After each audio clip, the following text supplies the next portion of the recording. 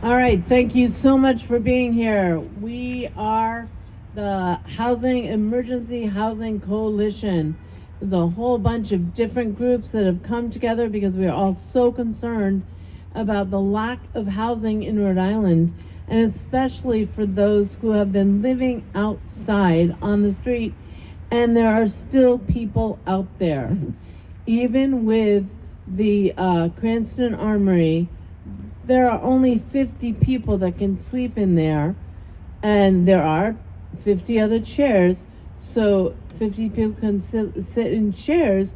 But I don't know how you feel about sleeping in a chair, but unless I need it physically because I'm sick in some way, that would not be by choice. I love sleeping in chairs. They must be like big lazy boys, right? And you kick your feet up. Is that the kind of chair they got? No, they don't got that. No, they don't. In fact, the beds. Yeah. Did you think? Were you imagining that the beds were like four posters, really nice? Yeah, with really thick mattresses. Yeah. Is it more like a cot? It's a cot. An army cot. It's a cot. That's tough. It's a cot. So we don't think that's good enough for our people in Rhode Island, and we don't believe anyone else believes that either. So the first thing we're going to do here is we're going to start with housing rights for all, our round, and I'm hoping we can make some noise while we are here on this corner in Providence, Rhode Island. So here we go. Housing rights for all people, this is our call. We will never stop fighting for housing rights for all people, this is our call. We will never stop fighting for housing. All right, this side over here, you follow me. Here we go. Housing rights for all. We will never stop fighting for housing. We will never stop fighting for housing rights for all. We will never stop fighting for housing.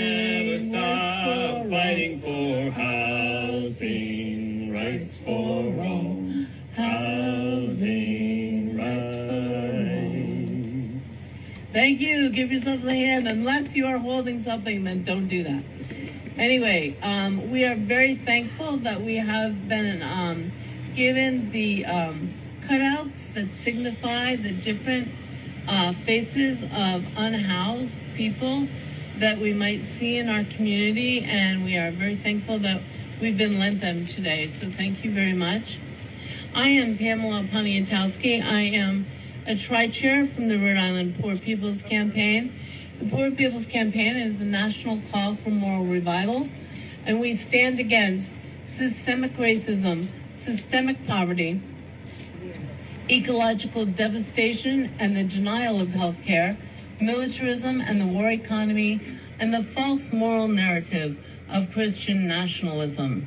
And we have already written a third reconstruction. It's on our page at poorpeoplescampaign.org. And we also have a Jubilee program. And both of them speak to the rights of everyone. And when we lift from the bottom, everybody rises. So I'd like to invite our first speaker to come talk, and this is Terry Wright, and she is a member of DARE, and thank you, Terry. Thank you. I just want to say, housing is a human right. House the homeless now.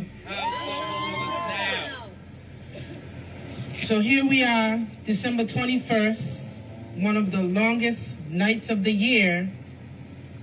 And here we stand strong and unshaken and in unity and in protest 4 days before Christmas.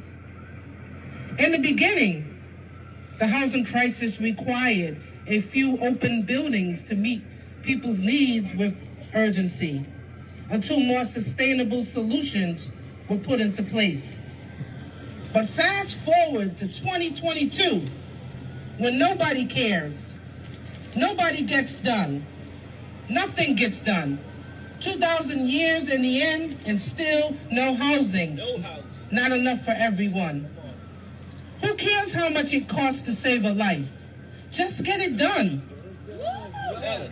We have the funds to get it done. The money is not coming from your own pocket. Our state is nearing chaos, total chaos, and you have the authority to get things done. We demand that the homeless are treated with human decency in their time of need. Homelessness affects everyone, even those who are not directly affected. No one should be forced to live outdoors, abandoned, and left to die in frigid temperatures. 76 lives lost, 2 amputations, and counting. Homelessness is a state of emergency. It's trauma. Mental illness happens, displacement, in a time where even the most urgent medical needs go neglected and unchecked, right? Because who's really checking when they're homeless and forced to take residency outside? They're just trying to survive. Even a bee has a hive, and an Eskimo has an igloo. But what does Rhode Island have? A governor with a broken promise of shelter for everyone by Thanksgiving? Well over 1,000 Rhode Islanders are homeless. There's your reality check. There are your numbers.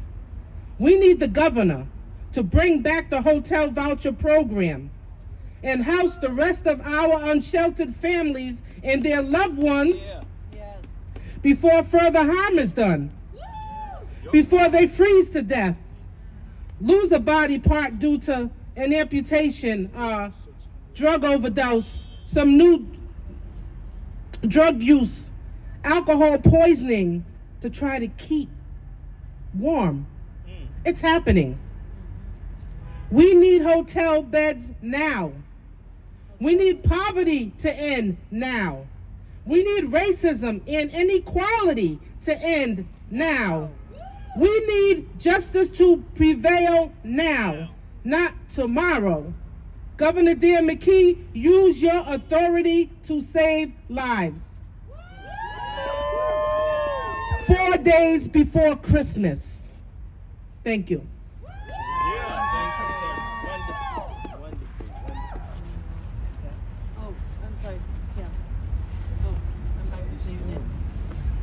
Okay, and now we have another speaker. I'd like to start off with a little Christmas story, and many of you may not remember, but 22 years ago I slept underneath that tree for 4 months with 20 other individuals who could not find a place. They just closed Welcome Arnold and there was no shelter. You couldn't find a shelter bed. There wasn't even a phone number you could call. People were literally forced out of the shelter with no place to go. So we camped out underneath that tree. There were about 20 of us. And I'll tell you now, homelessness does kill. Many of the people that were camping underneath those trees are now deceased, and they died under the age of 50 because we didn't care enough to deal with the conditions that led them to be homeless. Many of them had chronic health conditions. And it's a shame that we have people sleeping outside. And homelessness can happen to anyone. It could be your brother, your sister, somebody falling on hard times. The rents here are horrible. They just tore down our house at 11 Vinton Street. It's now torn down. We were 3 families, working class families, we had to leave. They gave us 30 days. It's now a hole in the ground. We struggled to find a place. And I can't imagine, we're working. Rents are $1,600, $1,800 a month for a 1-bedroom apartment. People are being priced out of the market. It's become a commodity and it's shameful. And people need to have human dignity. They need to have a home. They need to raise their children in a safe, affordable housing for everyone. And you know, homeless people are children, they're women, they're elderly people. You know, we tend to see people out on the street, but for every person you see on the street, there's probably 50 or 100 other people who are living in shelters, doubled up, living in their car with their children and their pets. And it's a horrible situation. It's a human dignity, it's a human right. Everyone has a right to housing, and it needs to happen now. The governor needs to open up hotel beds for people who don't have a place to go. He needs to invest in 500 units of affordable housing for people, and that needs to happen right away. He needs to set up pallet shelters for people who are living outside so they can have a safe place to stay. We're talking about 20 people living in small homes together in a community, which would help them to connect to the community that has thrown them out. So like I said, I'll repeat, we need the shelter beds through the hotels. We need the pallet shelters, and we need we need the funding for 500 units of affordable housing. That's what needs to happen. That's the long-term plan, is the housing, because without the housing, we can't do it. And it needs to be a long-term plan. I don't want to be here 22 years from now. I have my grandchild out here saying, hey, my grandmother slept underneath the tree, and we're still out here trying to get people homes. That's a shame. Amen. Bye. Everybody's got a right to live? Yeah. Everybody has a right to live. Yeah. Everybody has a right to live. And before this campaign fails, we'll all go down to jail because everybody has a right to live. You got it one more time. Hey. Everybody's got a right to live. Everybody has a right to live. And before this campaign fails, we'll all go down to jail because everybody's got a right to live. That's it. Pastor Everybody Carl. has a right to live. Can y'all say that? Everybody has a right to live. Come on, everybody has a Right to live. Everybody has a Right to live. It is a human right, so everybody has a Right to live. And the psalmist says, we shall not be moved. Like a tree that is planted by the rivers of water, we shall not be moved. And we are tired of seeing people who are in need of housing being moved from place to place to place to place because the check still has yet to be signed. My name is Carl Jefferson, and I am part of the tri-chair of the Rhode Island Poor People's Campaign. And I've come to stand in solidarity with the travesty that is still going on within our state. I am here to stand, and it's only been a couple of minutes, and I am cold. So I can't imagine being in an encampment. I can't imagine not knowing where I would call home in this place, just a couple of minutes just out in the cold, and my hands are already cold. And so tonight I grieve, and tonight I stand with those who have no place to call home. But I'm so excited tonight because I know of a person who also had no place to call home. And where we are celebrating in a couple of days Christmas, the reason for the season is due to a person who was born and had no place to lay their head. The scriptures say that foxes have holes and birds have nests, but this child came into the world, and due to social policies, due to governmental policies, his parents had no place to lay. The Savior that we recognize on December 25th had no place to lay his head. And now over 2,000 years later, we are still at a place where now people still, because of policies, systemic policies, systemic racism, systemic policies that's been put in place to keep people poor. The Bible says it like this: the systems that have made people poor. He said he came to bring good news. And so as a pastor, as a preacher, I've come to let the homeless know that there is an advocate who over 2,000 years ago came, and I could identify with what you're going through 2,000 years later because of a system that has created poverty. And so I'm here to stand in solidarity with so many other agencies that continue to raise their voice, continue to cry aloud, continue to share and say that a shelter just can't do it. Say with me, a shelter. Just Come on, come on. I know you're cold. This is how you're going to get warm. A shelter Just can't do it. Say it like you know it. A shelter just can't do it. And so I'm part of the Poor People's Campaign, as already stated, a national call for moral revival. And there is Martin Luther King, who started the Poor People's Campaign in 1968. He said that there is nothing new about poverty. What is new, however, is that we now have the resources to get rid of it, and there is no deficit in human resources. The deficit is in the human will. And so we speak to the human will tonight. For the time has come for an all-out war on against poverty. That's what Martin Luther King said in 1968.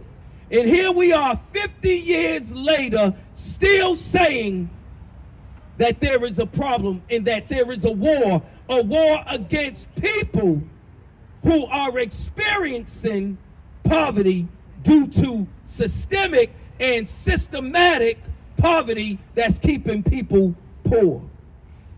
And so, like King, we are calling on the state. We are calling on our nation. We are calling on those who have no voice.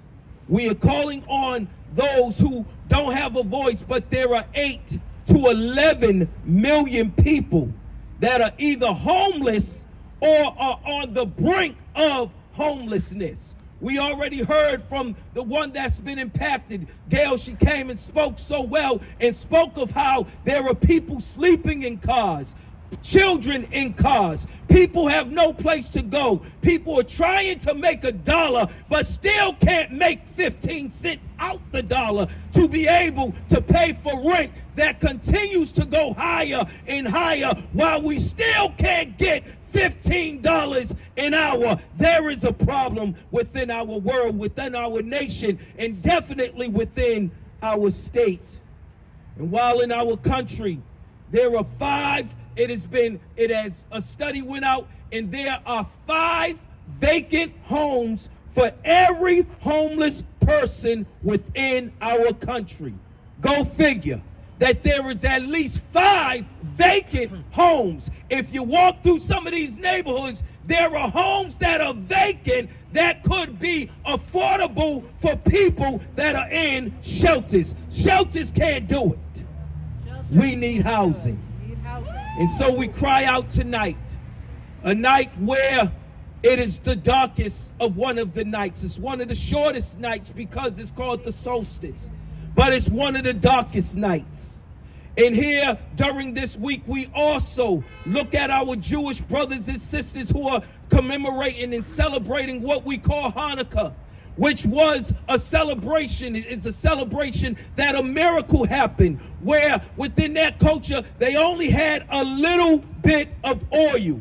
And that little bit of oil lasted for over 8 days. And it was a miracle, they said, that happened, because something that had no light became, and it lasted long. And I'm here to say to those that are in darkness and to those that are experiencing homelessness, there is hope tonight, because if it could be done for a week where we celebrate Hanukkah, oh my goodness, I want to let you know that the light is come and is coming to shine upon the darkness that we are experiencing with homelessness. You could clap on that. It's okay. Yeah.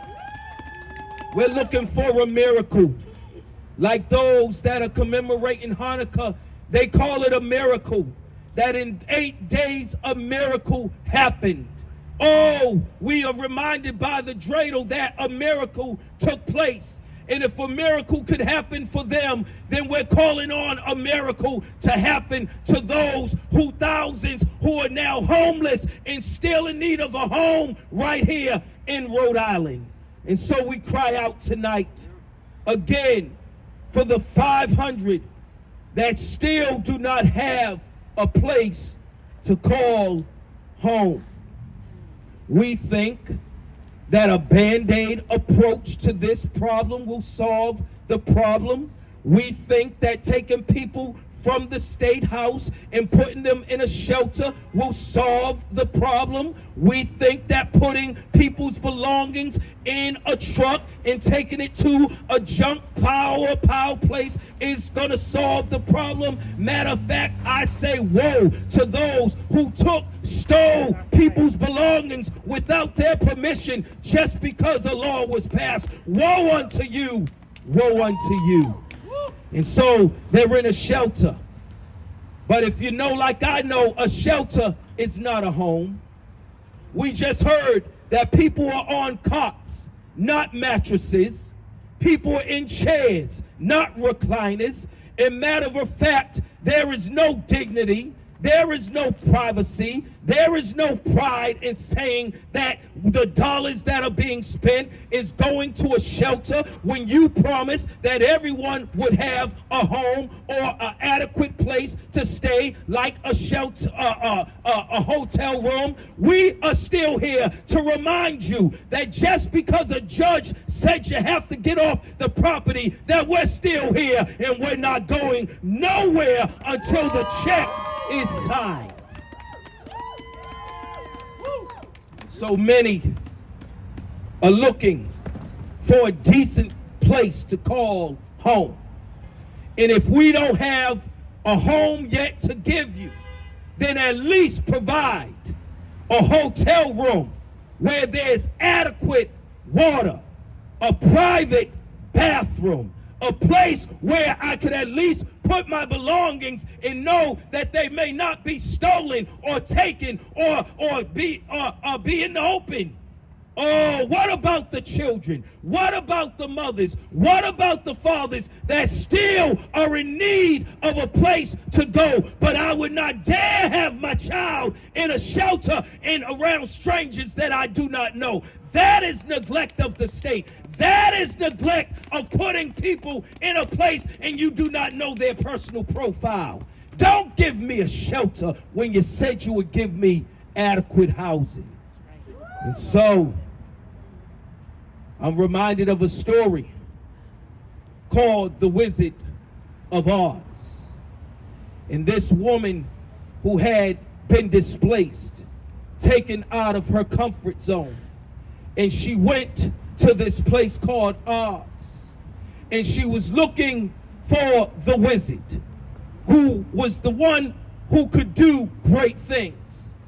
But unfortunately, the wizard, who made great promises, could not keep the promise of at least trying to get her home.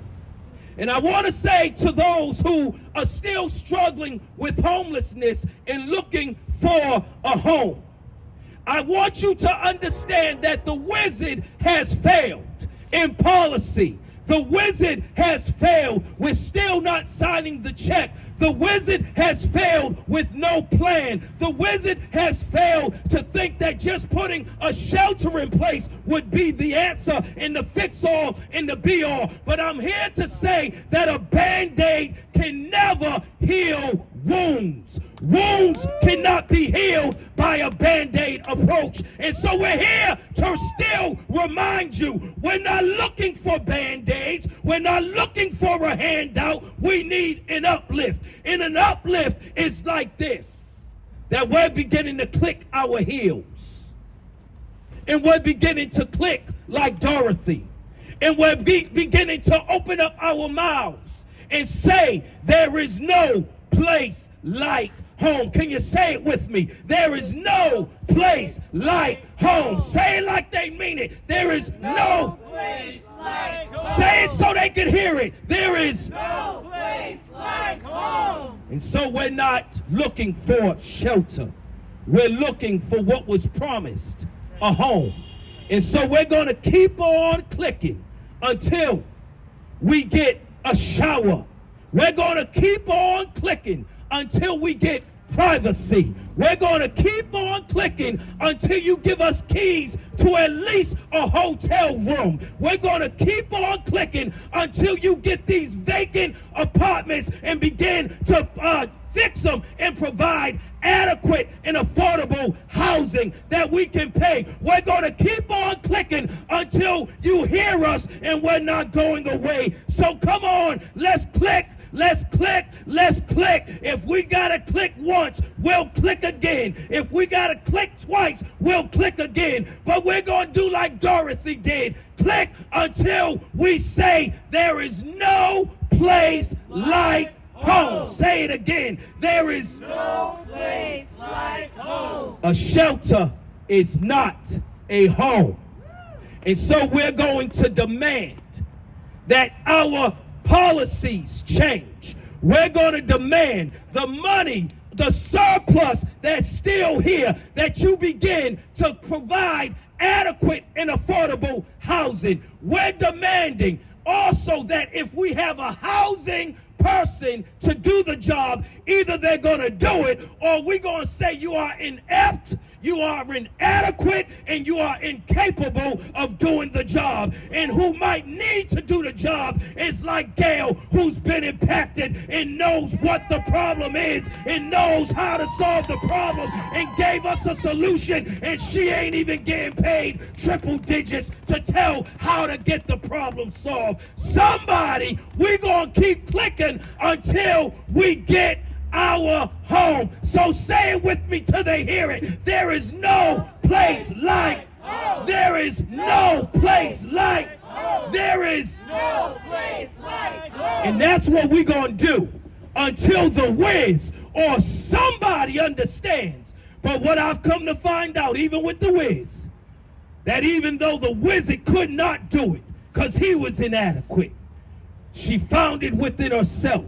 She found it with the community. She found it with changing policies that she created a home. And so until we see policies change, until we see those being impacted, being given a lift up, then a handout, we're going to keep coming until we see change. We shall not be moved. Like a tree that's planted by the water, we shall not be moved. And just like Jesus, born in a manger, born in instability, born as an immigrant, born and did not have adequate health care, did not have adequate housing. But you know what? We are now here 2,000 years ago, recognizing the birth, recognizing his sacrifice, recognizing what he gave to the world. So he said, I've come to give good news to the poor, to those that the system has kept down, kept low,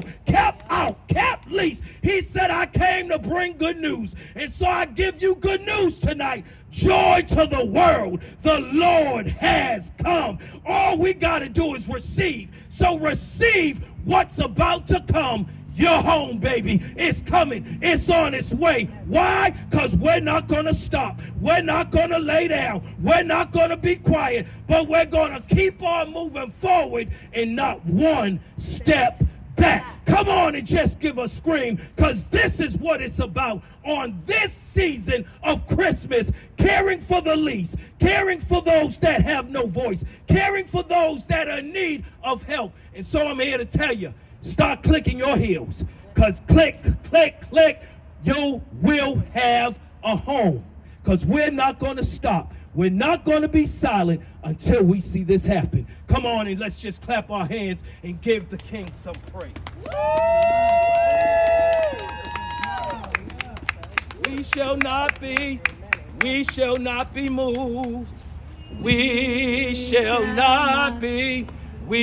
not be moved, just like a tree planted by the water. We shall not be moved. One more time, say it. We shall not be moved. We shall not be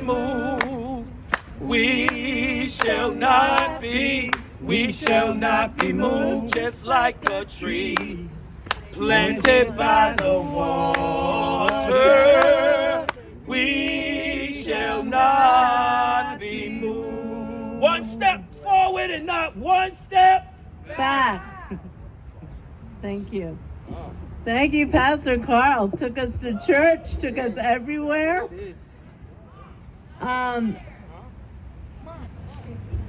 I'm a little speechless right now. Can we give Pastor Carl another hand? That was amazing.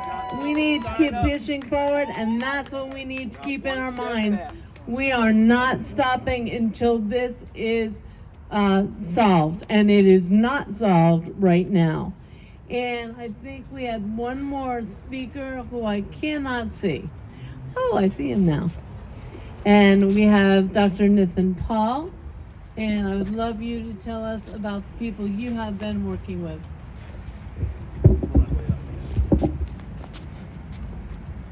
There's not much more that can be said that hasn't already been said. I think what I would love to share with y'all are the stories of the people that myself, so many of the social workers, community health workers, advocates work with day in, day out, and to make it real what's going on in Rhode Island. Let it be known. We're talking about a child that was born in a manger. Just 2 months ago, there was a grandmother with her daughter who was pregnant and a 1-year-old who were living in a car for a few days right here in Rhode Island. We worked really, really hard to try to find them shelter, but all the shelters were full. It took friends of friends who could put together enough money to put them in a hotel room eventually. So that story is not that out of date. It's very real. It's happening right now. Tell it. Last year, or earlier this year, when we did the point in time count in Woonsocket, we went to areas that we knew people were staying at, and it was so cold that no one was in their tents. We actually found people were just walking around trying to keep warm that night. Every single person could not stay still, because if they stayed still, they might just as well freeze to death. Instead, what we found was gatherings of tents, and in the midst of them, children's toys. I don't know if you can think about what that means. What that means to have little dolls and children's toys in these cold settings outside. What that means about what the state has, how bad and how big the state has failed. We have to make this real. This isn't just statistics. This isn't just slogans. This is people's lives. And what we're asking about, if the question is to ask about how much is enough, it'll only be enough when we see each of these people as human beings, as our brothers and sisters, nothing short of that. So how far would you go for your own brothers and sisters? How far would you go for your own people? That's how we have to address this issue. It's not just about, we move the people who happen to be protesting in under a roof, problem solved. No, you're missing the point. You're not listening. It has to be deeper and bigger than that. This crisis is man-made. It is an artificial crisis. There are empty buildings throughout the state. This never had to happen. It's never had to happen. And so why does it keep happening? It's because we've been told narratives. We've been told, some of these people deserve it. They never earned their spot. We've been told that, if they just pick themselves up by their bootstraps, that's all they need. I work with patients who are working 2 to 3 jobs out of their tent. They're going in and out. Sometimes they lose their job because they can't keep their clothes clean enough.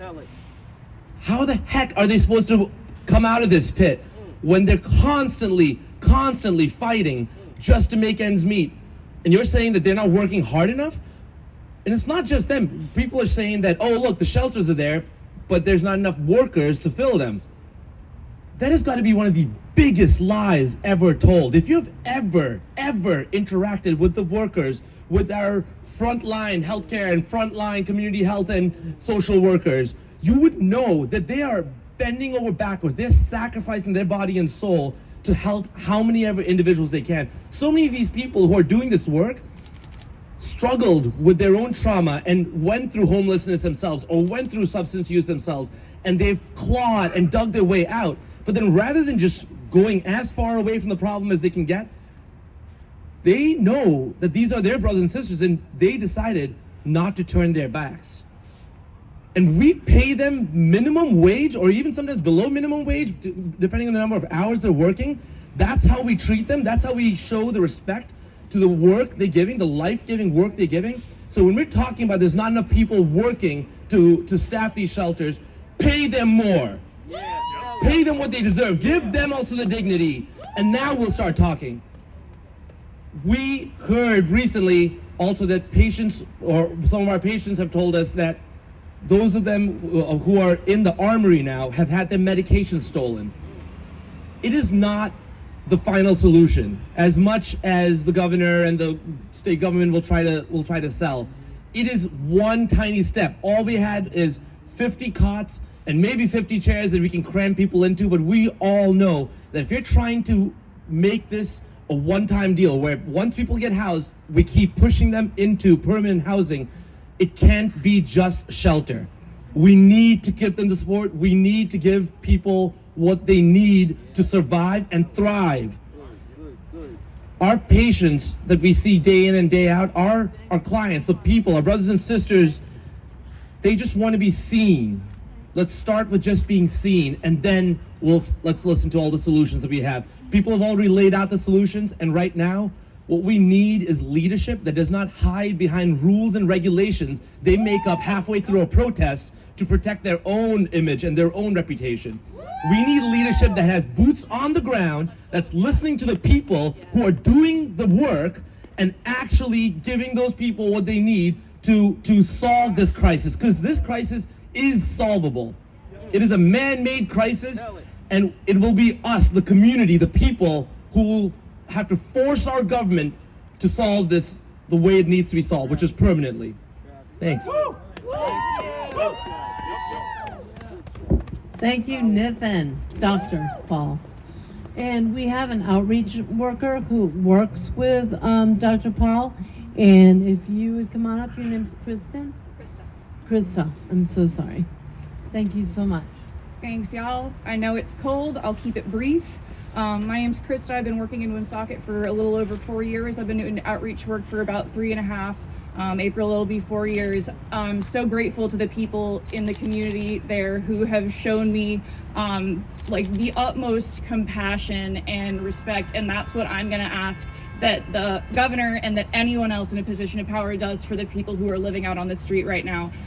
There are dozens of people that I personally know, and I'm really sick and tired of being told that they don't exist. I keep going to meetings,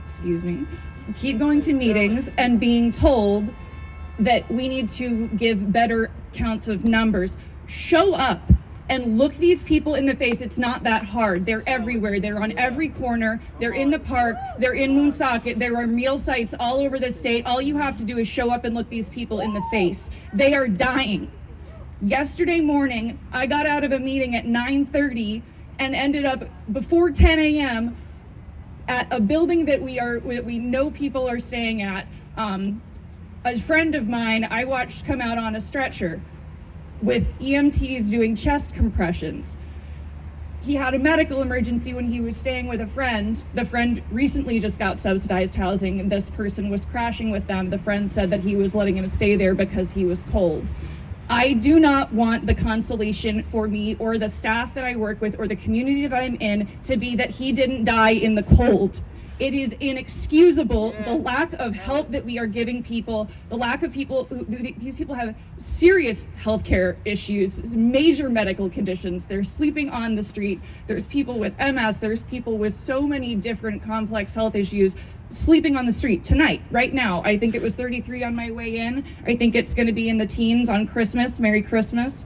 I want everyone to wake up to this problem, because this is, ever since COVID hit, it's been gas on a fire. This isn't the problem it was 10 years ago. This isn't the problem it was 5 years ago. This is the problem that is right now. Shuffling people from hotel to hotel across the state isn't solving the problem. Let people live with dignity in affordable homes. People do not need to be policed. Yes, we need hotel rooms. Absolutely. People are gonna die if we don't give them hotel rooms. So let's open up the purse strings a little bit, y'all. It's fucking Christmas. Amen. That's it. Yeah. Good Christmas. Good. Excuse my language. I know it's a holiday. I just need to say, I'm so sick of this. I've been standing asking nicely. I'm here in a role as a personal person, not at my work right now. I'm just saying. I can't stand to look at these people and tell them we're doing all we can if we're not doing all we can. So what are we gonna do? What are we gonna do that's different this year? Last year I stood here nicely, asked nicely, begged nicely, and I'm done. So what are we gonna do? Thank you, Krista. Yes, we have another speaker who has information about what has actually been happening, because there were some people that were given hotel rooms. They were not supposed to tell anybody, but we have some things to share with you. Hey everyone, I went this morning to go visit a friend who had been sleeping out in the State House during this time and was displaced due to the governor and his friend, judge, who displaced our friends. And I'm gonna keep her name out of it, but she was put in a hotel room. She was offered a hotel room. She was told not to tell people where she's staying, and she only got it for a week. The governor gave her a hotel room for a week. She will be out of that hotel room by Friday.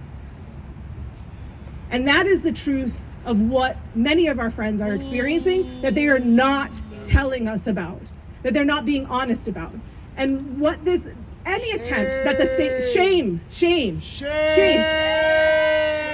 And I want to take 1 second to talk about shame, because I went to see that friend who had a week in a hotel room, and she looked like a completely different person. She was rested. Her eyes were bright. She was admittedly clean. She couldn't stop hugging me because she was happy to finally be able to hug, because she was like, I showered, I rested, and she felt better. And she came to me, she goes, I think things are going to turn around. And mostly that was due, and she said, admittedly, most of that was due to the fact that she got a couple of nights sleep, and she was warm, and she had running water, which we are also not offering people at the armory.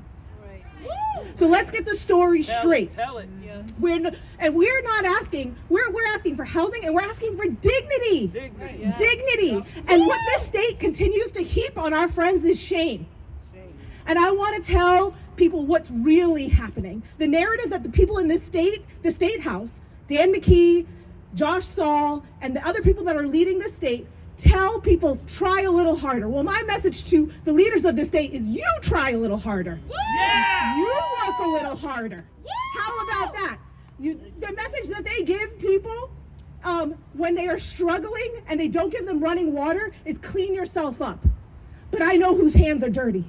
And the people whose hands are dirty are in this building right now. The Governor, Dan McKee, your hands are dirty. Josh Saul, your hands are dirty. Legislators, Speaker of the House, Senate President, your hands are dirty. Because there are people in your state right now, while you are sitting on millions of dollars, who don't have running water. There are people in your state right now who are warming their child with their body heat. Your hands are dirty. And what I love about what Pastor Carl shared with us about the Wizard of Oz story, and he's talking about how you meet Oz, we've seen the man behind the curtain. He's not as smart as you thought. He doesn't have it all in control. He doesn't know what the fuck he's doing. That is the man behind the curtain. And he's failing people. And what I love about this story is that we gather, on our journey, we gather friends. We build our own narrative.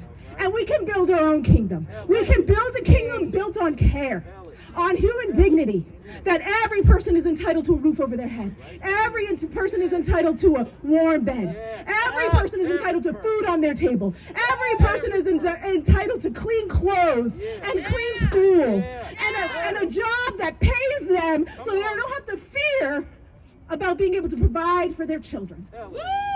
And so the people whose hands are dirty, the people who need to work a little harder, the people who are deserving of shame, are the men that run this state. That's you, Dan McKee, that's you, Josh Saul, and that's the leaders of the State House. And until you turn it around, until you give us a state of care, we will be unrelenting. We will make sure that you feel the shame. We will make sure that you feel the pain, until our friends are cared for in the way that they deserve. Thank you. And I don't know if you noticed what was going on behind us, but I have a friend that would like to share what was going on behind us. Basically, I was trying to show what it's like a little bit to be homeless. And I'm recently homeless. I come from a white upper middle class family. I graduated from Rhode Island College, summa cum laude. I'm a Rhodes Scholar. I have a master's degree from Clemson in textile engineering. Ich spreche Deutsch. Watashi wa Nihongo hanashimasu. Parlo non va bene l'italiano. Ni hao, I speak several languages. I've been all over the world. I'm an engineer. I like to dance. I sing. I play the piano. I'm like so cool. And I'm like, you know, homeless now. And it's like, it just happens like this. And the next thing you know, you're literally, okay, I'll back up. But in August 21st, I was evicted from my apartment in Pawtucket. It was my son's apartment.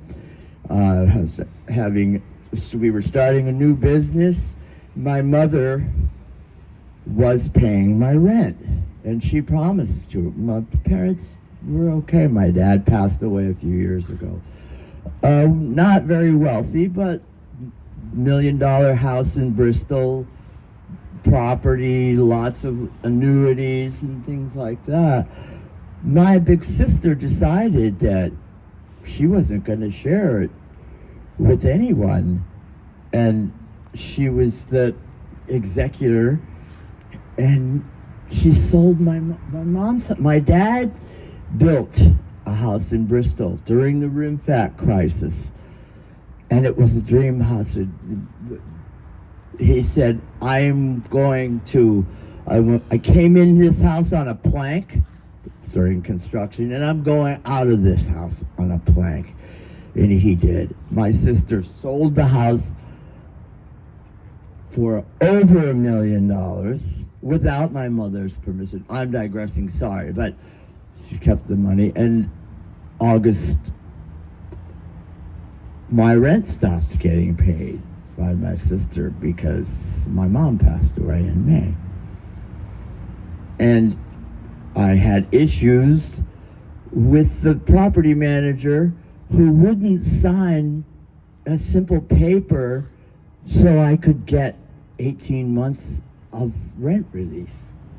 And I couldn't get heat assistance. And I was down to not having $2 to take the bus from Pawtucket to go look for a job. Seriously.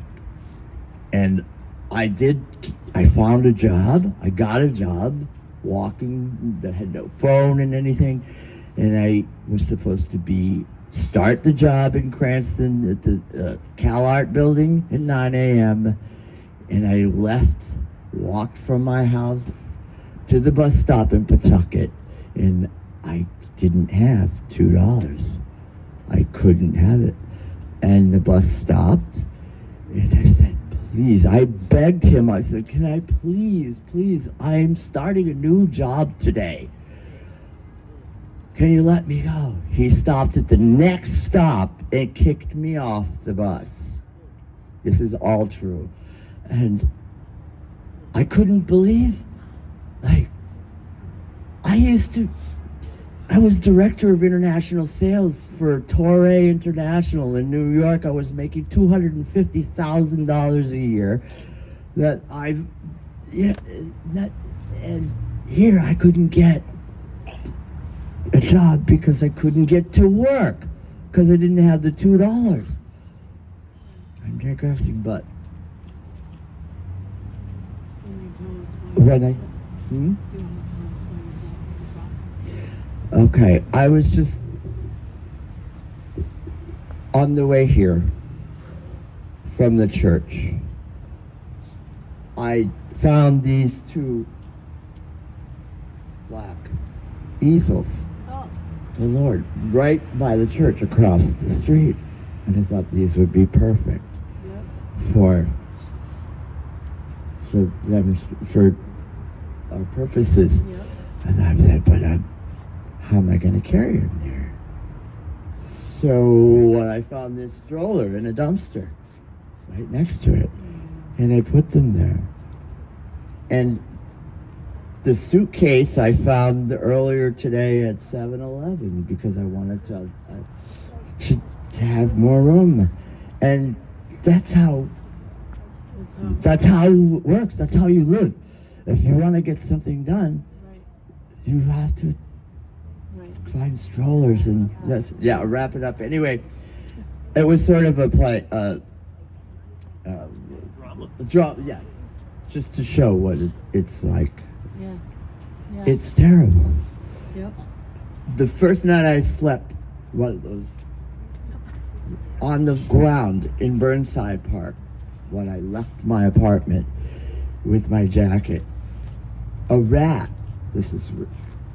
went inside my jacket while I was sleeping to get warm, and I woke up. I felt a little, what's this? And the rat woke up and scattered out of my jacket. It freaked me out. So here I went from, it's crazy. But the point is, it can happen to any of us. Yes. All of us. Yeah. It's so easy. And we're not prepared. And people who don't experience it, they think we're invisible. They don't want to see us. Right. Have no idea. Right. And no compassion and no empathy at all for us. Anyway, that's sorry I had to talk a lot. Thank you. But thank you to people like Pamela and Mathewson Street Church and everyone in this group that was getting so much power, and I feel now fantastic. I'm actually today I'm enjoying being homeless because I'm stronger. I have support. I see that human beings can love each other like we're supposed to, and compassion, and get things done and change the world. Yep. Change the world. Yeah. We are all on this planet together. Amen. We are all earthlings. We all love our children. Why can't we just always love each other? And it's happening right here. Exactly. It's happening right here. And call it Jah, call it Yahweh, call it God, call it Allah, call it whatever you want. But it's a wonderful, fantastic power. And that we can change the world. Change the world. Just by caring about other people. Don't walk by someone on, you see these guys lying on the street. Oh yeah, don't touch him because he's dirty. He chooses to sleep on the street. But I'm sorry. Can I ask you that? Does anyone choose to sleep on the street? Because the governor has said that we actually want people to be living on the street. He said that about us, about this group. Do we want people to be sleeping on the street? Well, no. No. We don't want people to be sleeping on the street. We want safe, dignified housing. And people are only on the street if there isn't a safe place for them to be, right? Right. Right. Deserves it. Yes, everyone does deserve it. Yes, there are. It's a basic survival. It's more than a right. Right. We're losing the compassion and empathy and cooperation as humans Yep. that got us here. That Yes. how we became the genome we are. Right. And we've got to find our way back. And we're trying to find our way back.